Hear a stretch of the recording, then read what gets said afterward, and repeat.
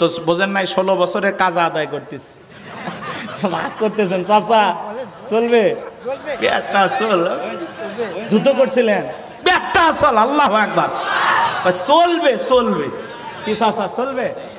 ভাল লাগতেছে মাশাআল্লাহ, যে হাসি মারছে গো। নায়িকার নাম শুনছেন? অপু বিশ্বাস, শাকিব খানের বউ। কথা কয় না কে? এর আগে ফেরদাউসের সময় বললেন নায়ক ফেরদাউসের পক্ষ নিয়ে নৌকায় ভোট চাওয়ার জন্য জনগণের হাত পাও ধরলো, যা আপনাদের হাতে পড়ি পায়ে পড়ি, আমার ফেরদাউস ভাইকে পাশ করান। নৌকার মিছিল করলো, নৌকার মাঝি হওয়ার স্বপ্ন দেখেছিল এই অপু বিশ্বাস, কিন্তু এমপি পদপ্রার্থী হওয়ার খুব আশা ছিল, কিন্তু নৌকার মাঝি হতে পারে নাই। এখন সেই অপু বিশ্বাস কুষ্টিয়ার বিএনপির প্রতিষ্ঠাতা বার্ষিকী উপলক্ষে সেখানে গিয়ে তিনি সবার সাথে আনন্দ বিলাইতেছে।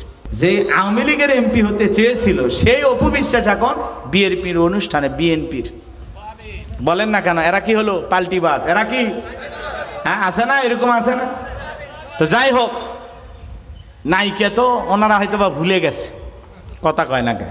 তো ভাইদেরকে আমরা স্মরণ করে দিচ্ছি, ভাই এই নায়িকা সেই নায়িকা যে নৌকার সাথে মিছিল করেছিল, অতএব এদেরকে আবার ধানের শীষের ভিতরে নিয়ে আসেন না। কথা কন ঠিক কিনা? আল্লাহ বিএনপির ভাইদেরকে বুঝ দান করুক।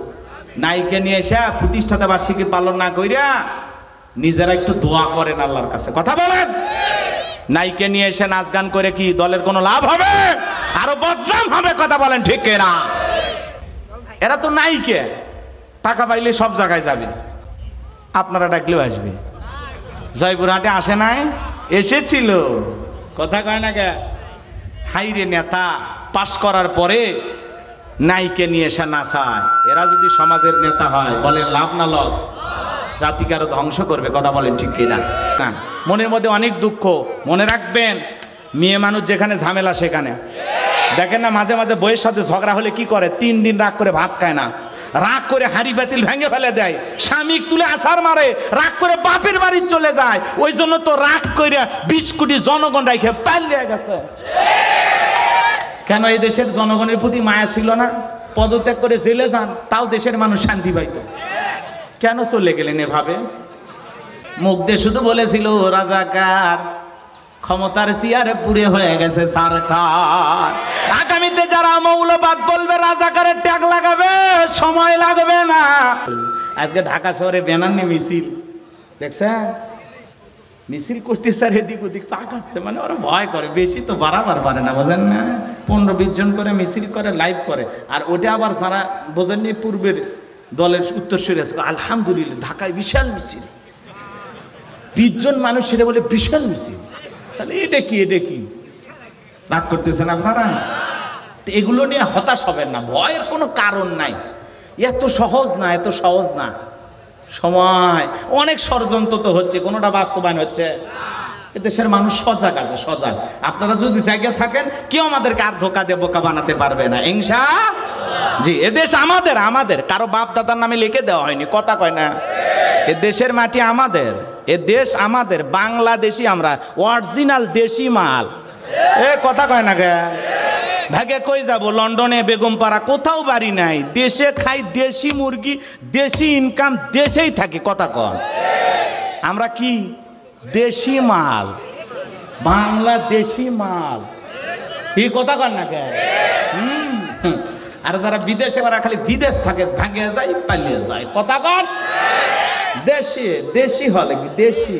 কি কি দেশের চাল ভালো না, দেশি মাছ ভালো না, দেশি খাবার ভালো না, দেশি মুরগি ভালো না? দেশের জিনিসের একটা কদরই আলাদা, কথা বলেন। আল্লাহ আমাদের বুঝ দান করুন। গোপন মিটিং হয়, গোপন আলোচনা হয়, মনে রাখবেন যত গোপন তত হবে ওপেন। কোরআনের বাকি আল্লামা সাঈদীর বিরুদ্ধে যারা সাক্ষী দিয়েছিল, ওরা এখন বলে পিস্তল ঠেকায় আমাদের কাছ থেকে সাক্ষী নিয়েছে। তার মানে সাঈদী যারা হয় এরা অপরাধী নয়, যারা সাঈদীকে ফাঁসিয়েছে আজকে জাতির সামনে তারা কলঙ্কিত। পিস্তল ঠেকিয়ে সাক্ষী নিয়েছে, বলে জীবনের ভয়ে, জান বাঁচানোর তাগিদে আলেমের বিরুদ্ধে সাক্ষী দিছি, তার মানে এদেশের আলেমেরা কখনো ধর্ষণকারী হতে পারে না। আল্লামা সাঈদীর কোনো অপরাধ ছিল না, কোরআনের পাখিকে ষড়যন্ত্র করে বিদায় করেছে। কথা বলেন ঠিক কিনা? কথা বলেন। জঙ্গি নাটক করত, পরিচালক কে ছিল? শেখ হাসিনা। নাটকের পরিচালক কে? হ্যাঁ, এদেশে জঙ্গি আছে ভাই। এই যে 1 বছর পার হলো, জঙ্গি দেখছেন 2-1টা? সব নাটক বানাইতো ওরা। আগে ভাগে কয়েকটা বই রাখতো, কিছু বোমার জিনিসপত্র রাখতো, আর দাঁড়িয়ালা 2-4 জনক নিয়ে যায়, রাখে বিশেষ এর র্যাব নিয়ে, পুলিশ নিয়ে কি হচ্ছে, বিশাল একটা অভিযান চলতেছে, একেবারে লাইট ক্যামেরা অ্যাকশন। কি কন? আর ভিতরে জঙ্গির নাটক বানাইছে। কিছু জিয়াদি বইতে বলতো এরা সব জঙ্গি। হ্যাঁ, আর ওরা ছিল আবু জেলের সঙ্গী। কথা কন ঠিক কিনা? সম্মানিত নামি দামি একজন নারী, ওনার প্রতি আমাদের শ্রদ্ধার সম্মান আছে, কারণ উনি আলেমদেরকে অনেক মহাব্বত করেন। কথা বলেন। আর যিনি চলে গেছে নারী কোয়া যায়। রাগ করতেছেন? বিরক্ত হেন না ভাই, মন খারাপ করেন না, মনের মধ্যে অনেক দুঃখ। মনে রাখবেন, মেয়ে মানুষ যেখানে ঝামেলা সেখানে। দেখেন না মাঝে মাঝে বইয়ের সাথে ঝগড়া হলে কি করে? 3 দিন রাগ করে ভাত খায় না, রাগ করে হাঁড়ি পাতিল ভেঙে ফেলে দেয়, স্বামী তুলে আছাড় মারে, রাগ করে বাপের বাড়ি চলে যায়। ওই জন্য তো রাগ করে 20 কোটি জনগণ রাইখে পালিয়ে গেছে। কেন? এই দেশের জনগণের প্রতি মায়া ছিল না? পদত্যাগ করে জেলে যান, তাও দেশের মানুষ শান্তি পাইতো। কেন চলে গেলেন এভাবে? রাগ করতেছেন আপনারা? এমায়েরা আমার, মন খারাপ করবেন না। এই জন্য মনে রাখবেন, জুলুম যখন বেড়ে যাবে, মনে রাখবেন বিজয়ের ঘন্টা যখন তখন বাজতে পারে। মুখ দিয়ে শুধু বলেছিল রাজাকার, ক্ষমতার চেয়ারে পুরে হয়ে গেছে সরকার। আগামীতে যারা মৌলবাদ বলবে, রাজাকারের ট্যাগ লাগাবে, সময় লাগবে না। এই জন্য বলবো, এই 16 বছর তারা নানানভাবে আলেমদেরকে নিয়ে উল্টাপাল্টা কথা বলেছে। আগামীতে যারা আসবেন, আলেমদেরকে সম্মান দেওয়ার চেষ্টা করবেন, আলেমদেরকে মাইনাস করে আগামীতে বাংলাদেশে কোনো কিছু হতে দেয়া হবে না। চলেন ভাইরা আমার, লম্বা হবে, লম্বা করব না। মন খুলে কিছু কথা বললাম, সুযোগ তো বোঝেন নাই, 16 বছরের কাজ আদায় করতেছে। রাগ করতেছেন চাচা? চলবে একটা চল, যুদ্ধ করছিলেন একটা চল, আল্লাহু আকবার, চলবে চলবে। কি চাচা চলবে? ভাল লাগতেছে? মাশাআল্লাহ, যে হাসি মারছে গো। আমার ভাইরা, দিল দিয়ে কথাগুলো বোঝার চেষ্টা করেন। নবী ডেকে বলে, বেলাল, ইসলামের অবস্থা কোন ভালো না, কালেমা পড়েছ, আপাতত প্রকাশ করা যাবে না। দেখেন নাই ইমাম মজ্জিম পাইলে পেলেছিল নির্বাচনের আগে, যে পাশে বিএনপির ভাই কি বলেন, বাচ্চারে ধানের খেতে শ্বশুর বাড়িতে তালার ওপর ছাদের ওপর লুকে থাকা লাগছে। এই ইতিহাস ভুলে গেলে চলবে না, এত তাড়াতাড়ি ক্ষমা করে বুকে নেওয়া যাবে না। কি বলে? তাহলে আবার ঘাড়ে ছেড়ে বসবে, ঘাড়ে ছেড়ে বসবে। আজকে ঢাকা শহরে ব্যানার নিয়ে মিছিল দেখছেন, মিছিল করতে স্যার এদিক ওদিক তাকাচ্ছে, মানে ওরা ভয় করে, বেশি তো বাড়াবার পারে না, বোঝেন না? 15-20 জন করে মিছিল করে, লাইভ করে। আর ওটা আবার সারা বোঝেননি, পূর্বের দলের উত্তরসূরি আছে, আলহামদুলিল্লাহ ঢাকায় বিশাল মিছিল, 20 জন মানুষ, সেটা বলে বিশাল মিছিল। তাহলে এটা কি? এটা কি? রাগ করতেছেন আপনারা? এগুলো নিয়ে হতাশ হবেন না, ভয়ের কোনো কারণ নাই। এত সহজ না, এত সহজ না। সময় অনেক ষড়যন্ত্র তো হচ্ছে, কোনোটা বাস্তবায়ন হচ্ছে। এদেশের মানুষ সজাগ আছে, সজাগ। আপনারা যদি জায়গায় থাকেন, কেউ আমাদেরকে আর ধোকা দিয়ে বোকা বানাতে পারবে না, ইনশাআল্লাহ। জি, এদেশ আমাদের, আমাদের কারো বাপ দাদার নামে লিখে দেওয়া হয়নি, কথা কয় না। এ দেশের মাটি আমাদের, এ দেশ আমাদের, বাংলাদেশি আমরা, অরিজিনাল দেশি মাল। এ কথা কয় না গে? ভাগে কই যাব? লন্ডনে, বেগমপাড়া, কোথাও বাড়ি নাই, দেশে খাই দেশি মুরগি, দেশি ইনকাম, দেশেই থাকি। কথা কন, আমরা কি দেশি মাল, বাংলাদেশি মাল। এই কথা কন না কে? আর যারা বিদেশে, ওরা খালি বিদেশ থাকে, ভাগে যায়, পালিয়ে যায়। কথা কন, দেশি দেশি হলে কি দেশি? কি কি? দেশের চাল ভালো না, দেশি মাছ ভালো না, দেশি খাবার ভালো না, দেশি মুরগি ভালো না। দেশের জিনিসের একটা কদরই আলাদা।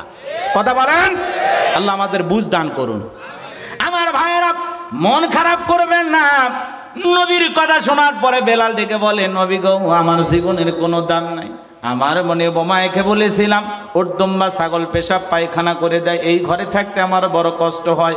ওমায় ডেকে বলে, বেলাল, উর্দুম্বা ছাগলের দাম আমার কাছে আছে, কিন্তু তোর মতো কালো হাফসি বেলালের দাম আমার কাছে নাই।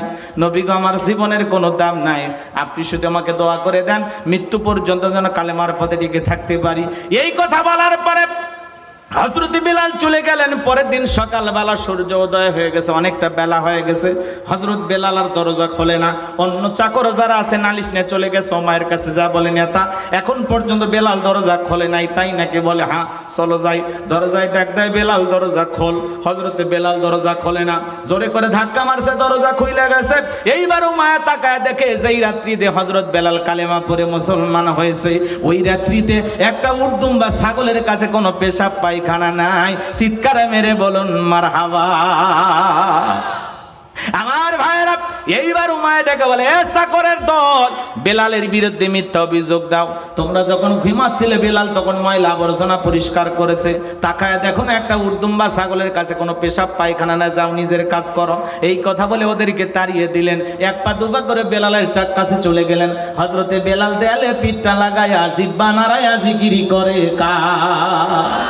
এইবার বেলালের কাছে যায়, হালকা করে মৃদু আঘাত করেছেন, যখন জবান দিয়ে কালেমার আওয়াজ বের হয়েছে, তখন ওমায়ের ডেকে বলে, বেলাল, তোর জবান দিয়ে কি শুনলাম, তুমি কি মুসলমান হয়েছো? হযরতে বেলাল দেখে বলে, মুসলমান হয় যারা মিথ্যা কথা বলতে পারে না তারা, ওয়াকুলু কওলান সাদীদা, মুসলমানেরা হবে সত্যবাদী, মুসলমানেরা মিথ্যাবাদী হতে পারে না। ও আমার মনে উমাইয়া, গতকাল রাত্রিতে বিশ্ব নবীর হাতে হাত রেখে আমি কালেমা পড়ে মুসলমান হয়েছি। এই কথা শোনার পর ওমায় ডেকে বলে, বেলাল, কয়েকদিন আগে নেতা আবু জেহেল ঘোষণা করেছে তাজদাসির দিকে নজর রাখবা, মুহাম্মাদের তালে পড়ে খবরদার তারা যেন কালেমা না পড়ে।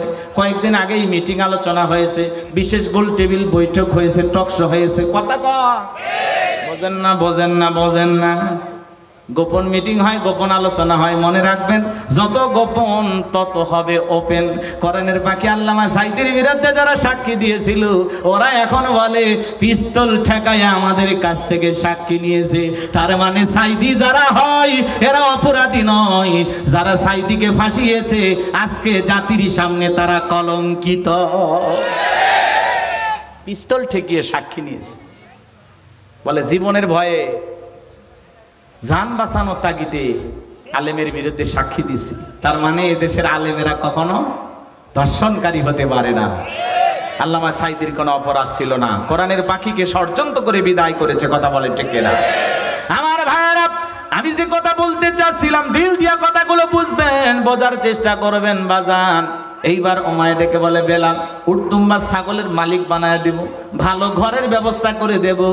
নবী মুহাম্মাদের কালেমাটা ত্যাগ করো, নবী মুহাম্মাদের কালেমাটা ত্যাগ করো। হযরতে বেলাল ডেকে বলে, ওমাইয়া, দুনিয়ার পার্থিব সম্পদের বিনিময়ে বেলাল তার ঈমান বিক্রি করবে না। এইবার ডেকে বলে, আমার কথা না শুনলে বড় নেতা আবু জেহেলকে খবর দেব। হযরতে বেলাল ডেকে বলে, কোন বড় নেতা ছোট নেতা এখন কাউকে গোনার টাইম নাই। আমি দুনিয়ার কোন আবু জেহেলকে ভয় করি না, আমি ভয় করি আমার আল্লাহকে। এইবার ওমায় দৌড়ে চলে গেল আবু জেহেলের বাড়িতে, যায় বলে, নেতা সংবাদ খুব খারাপ, আমার বাড়ির কিতদাস বেলাল কালেমা পড়ে মুসলমান হয়েছে। তাই নাকি? বলে, হ্যাঁ ঠিক আছে, যাও আমি আসতেছি। এইবার আবু জেহেল তার সাঙ্গু পাঙ্গু ক্যাডার মাস্তান ছিল, যাদের নিয়া সাহাবাই গ্রামদের উপর নির্যাতন জুলুমের স্টিম রোলার চালাইতো। আজও তাম পৃথিবীর দিকে তাকায় দেখবেন জালেমদের বিশেষ একটা বাহিনী থাকে, যাদের কাজই হলো টুপিওয়ালা দাড়িওয়ালা আলেমদেরকে জঙ্গির নাটক বানায়া জাতির সামনে সন্ত্রাসী বলে পরিচয় দেওয়া। কথা বলেন? জঙ্গির নাটক করত। পরিচালক কে ছিল? শেখ হাসিনা। নাটকের পরিচালক কে? হ্যাঁ, এদেশে জঙ্গি আছে ভাই। এই যে 1 বছর পার হলো, জঙ্গি দেখছেন দুই একটা? সব নাটক বানাইতো ওরা। আগে ভাগে কয়েকটা বই রাখতো, কিছু বোমার জিনিসপত্র রাখতো, আর দাঁড়িয়ালা 2-4 জনক নিয়ে যায় রাখে। বিশেষ এর র্যাব নিয়ে, পুলিশ নিয়ে কি হচ্ছে, বিশাল একটা অভিযান চলতেছে, একেবারে লাইট ক্যামেরা অ্যাকশন। কি কন? আর ভিতরে জঙ্গির নাটক বানাইছে। কিছু জিয়াদি বইতে বলতো এরা সব জঙ্গি। হ্যাঁ, আর ওরা ছিল আবু জেলের সঙ্গী। কথা কন ঠিক কিনা? আমার ভাইয়েরা, লম্বা হবে মনে দুঃখ জমা আছে ভাই, এই জন্য মাঝে মাঝে একটু এদিক সেদিক যায়, আপনারা মন খারাপ করবেন না। আমি আপনাদেরকে ভালোবাসি, আল্লাহর কোরআনের কথাগুলো বলতেছি, কষ্ট হয়।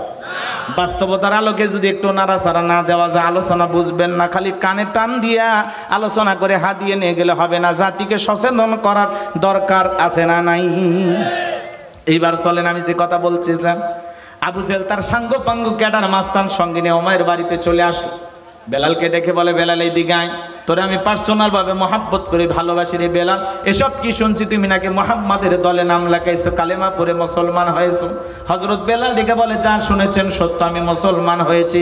এই কথা শোনার পরে আবু জেহেল ডেকে বলে, বেলাল, 1 নাম্বার আমি তোরে উট দুম্বা ছাগলের মালিক বানায় দেব, 2 নাম্বার ঘর বাড়ির ব্যবস্থা করে দেব, 3 নাম্বার তুমি যদি যাও ব্যবসা বাণিজ্য করবা, টাকা পয়সা যা লাগে আমি তোমাকে দেব, আর 4র্থ নাম্বার প্রস্তাব বেলাল, এখন তুমি যা চাও আমরা তোমার সব চাহিদাটা পূরণ করব।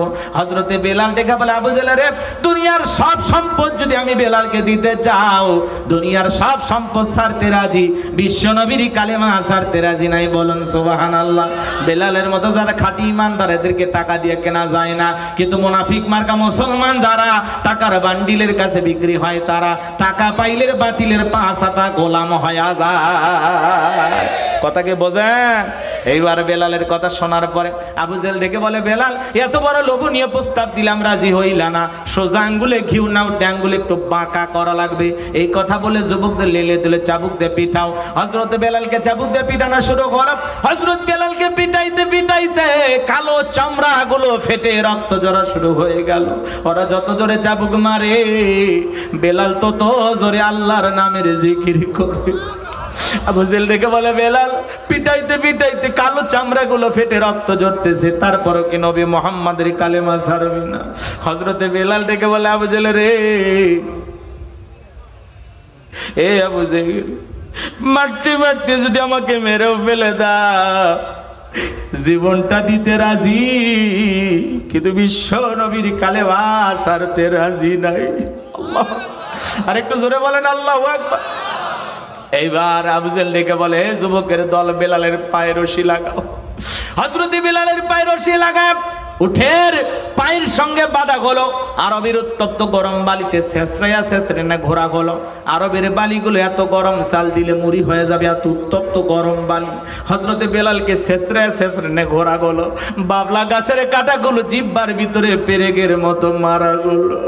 বিকেল বেলা নিয়ে এসে বলে, বেলাল, চাবুক দিয়ে পিটাইলাম, পায়ে রশি লাগাই এনে ঘুরলাম রে বেলাল, এত নির্যাতন জুলুম করা হলো রে বেলাল, তবু কি নবী মুহাম্মাদের কালেমা ছাড়বি না? হযরতে বেলাল ডেকে বলে, আবু জেহেল রে, মারতে মারতে যদি মেরেও ফেলে দাও, বেলালের নিঃশ্বাস থাকবে যতদিন, বেলাল ইসলামের পথে টিকে থাকবে ততদিন। বলুন আল্লাহু আকবার। এইবার আবু জেহেল কি করলো? যুবকদের লেলিয়ে দিল, যাও বিশাল বড় একটা পাথর নিয়ে এসে বেলালের বুকের উপরে চাপায়া দাও। বিশাল বড় একটা পাথর নিয়ে আসা হযরতে বেলালের বুকের উপরে চাপায়া দেওয়া হলো। আবু জেহেল মনে করলো পাথরের চাপার আঘাতে বেলাল মারা যাবে, এই কথা ভেবে কাফেরা চলে গেল। হযরতে বেলালের বুকের উপরে পাথর, রক্তাক্ত জিহ্বা, এরপরেও জিহ্বা নাড়ায়া বেলাল জিকির করে গা। আপনাকে আমাকে জিকিরি করার জন্য কেউ মারে না, পেটে না, ধমক দেয় না, তবু আমরা কপাল পর আল্লাহর জিকিরি করি না। কথা বলেন। সব সময় আল্লাহকে স্মরণ করা লাগবে। আযকুরুনি আযকুরুকুম ওয়াশকুরুলি ওয়ালা তাকফুরুন। বান্দা আমারে স্মরণ করো, আমি আল্লাহ তোমাদেরকে স্মরণ করব। কৃতজ্ঞতা প্রকাশ করো, অকৃতজ্ঞ হয়েও না। হাদিস শরীফের ভিতরে আসছে, যার জিহ্বাটা আল্লাহর জিকিরে ভিজা থাকে, আল্লাহর জিকিরে তরুতাজা থাকে, ওই জিহ্বাওয়ালা মানুষ কোনোদিন জাহান্নামের আগুনে জ্বলবে না। চিৎকার মেরে বলুন সুবহানাল্লাহ। তাহলে মাঠে কাজ করতেছেন, জিকির হবে কার? দোকানদারি করতেছেন, জিকির হবে কার? রাস্তাঘাটে চলতেছেন, জিকির হবে কার? জিকির করার জন্য আলাদা সময় লাগে না, সব সময় জিকির করা যায়। সুবহানাল্লাহ কর। সব সময় জিকির করবেন, সুবহানাল্লাহ, আলহামদুলিল্লাহ, আল্লাহু আকবার, লা ইলাহা ইল্লাল্লাহ, সুবহানাল্লাহি বিহামদিহি, সুবহানাল্লাহিল আযীম। তাহলে সব সময় জিকির করব কার? পারবেন? দোকানদারি করতে করতে জিকির, রিক্সা ভ্যান চালাতে চালাতে জিকির, মাঠে কাজ করতে করতে জিকির, সব সময় আল্লাহর জিকিরে জিহ্বাটা ভিজায়া রাখবেন। পারবো তো ইনশাআল্লাহ? নাকি জিকির করার জন্য কোনো সমস্যা? কোনো সমস্যা নাই, সব সময় আল্লাহর জিকির করবেন। আল্লাহ আমাদের জিকিরকারী বান্দা হিসেবে কবুল করুন। এই জিকিরের মজা এখন বুঝবেন না, কবরে গেলে বুঝবেন। একবার সুবহানাল্লাহ পড়ার কত দাম এখন বুঝবেন না। এত ওয়াজ শুনে কোনো লাভ নাই যদি নিজেকে পরিবর্তন না করেন।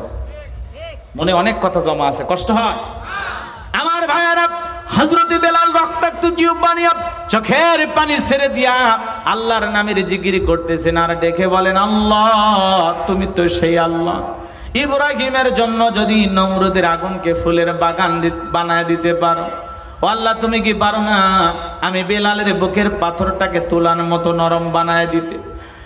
তোমার মতো মালিকের জিকির করতে বড় কষ্ট হয়, আল্লাহ তুমি কি পারো না বেলালের বুকের পাথরটাকে তুলার মতো নরম বানায় দিতে?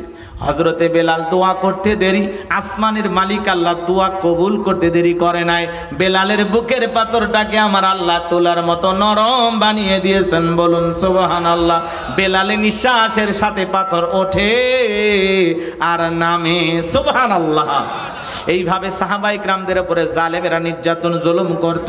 সাহাবায়ে কিরামদের নির্যাতন জুলুমের ঘটনা যদি আমি বলতে চাই সারা রাত চলে যাবে, বাজার লম্বা হবে, লম্বা করার সুযোগ নাই। বেলালের উপর নির্যাতন জুলুমের কথা বিশ্ব নবীর কান পর্যন্ত যখন পৌঁছে গেল, নবী আমার আবু বকরকে ডেকে, আবু বকর বেলালের কষ্টের কথা আমার আর সহ্য হয় না, যাও যাও তুমি আমার বেলালের জন্য একটা কিছু করো। হযরত আবু বকর সিদ্দিক রাদিয়াল্লাহু তাআলা আনহু কয়েক গুণ দাম বেশি দিয়া গোলামীর জীবন থেকে হযরত বেলালকে আজাদ করলেন, মুক্ত করলেন, বলুন আল্লাহু আকবার। এই যখন ইসলামের অবস্থা, একদিকে সন্তান হারানোর ব্যথা, অন্যদিকে সাহাবায়ে কিরামদের উপর নির্যাতন জুলুম, এই জন্য নবীজির মনটা ভীষণ খারাপ। নবীর যখন মন খারাপ, নবীকে সান্ত্বনা দেওয়ার দায়িত্ব কার? আর একটু জোরে বলেন। নবীর মন খারাপ, সান্ত্বনা দেবেন কি? আমার আল্লাহ ডেকে বলে, জিবরাইল আমার বন্ধুর মনটা হয়েছে ভারী, আমি আল্লাহ সইতে নাহি পারি।